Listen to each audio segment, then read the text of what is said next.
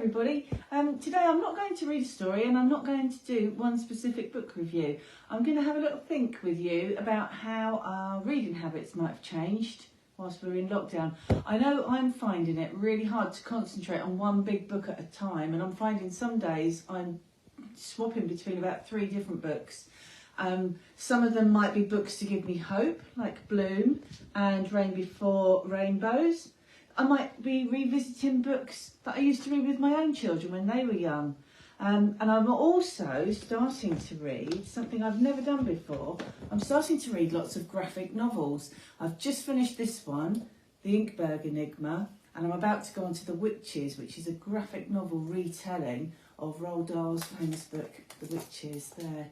These are new books in our library. When you next visit the library, you'll see we've got lots and lots of new graphic novels.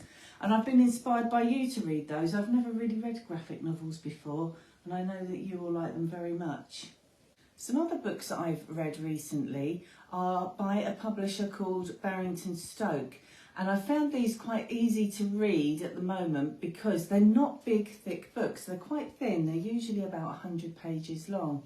And they tend to have some great illustrations in them.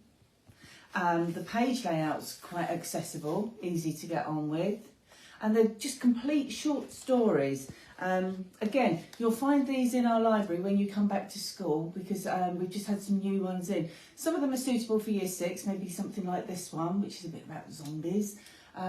This one would be suitable for younger children. Bit of a mystery about a house set up on a cliff top, and about a young girl's relationship with her granddad. And I found these really, really good reads whilst we've been in lockdown.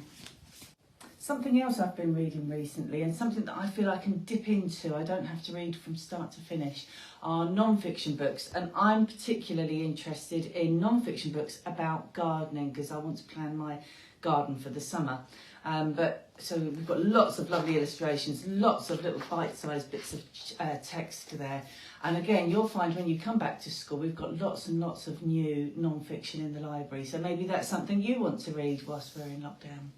And another genre that I've never really read before is sci-fi, science fiction, particularly for children. And I read 1 or 2 last year. That was the first time I'd read any science fiction, and it really surprised me. I really, really enjoyed it. I didn't think I would.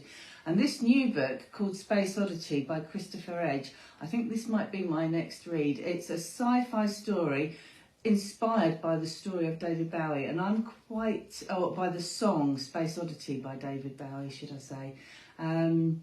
It's got UFOs, black holes, all sorts of mysterious sci-fi adventure tropes in there, and I'm really, really looking forward to trying this one next. So whatever you decide to read whilst we're away from school, it might be something you were familiar with as a youngster. It might be something to give you a bit of hope. It might be picture books. It could be short stories, could be fairy stories and traditional tales, or you might want to get yourself really stuck into a big, big, long book. Whatever you're reading, it's all good reading. Looking forward to hearing what you've been up to.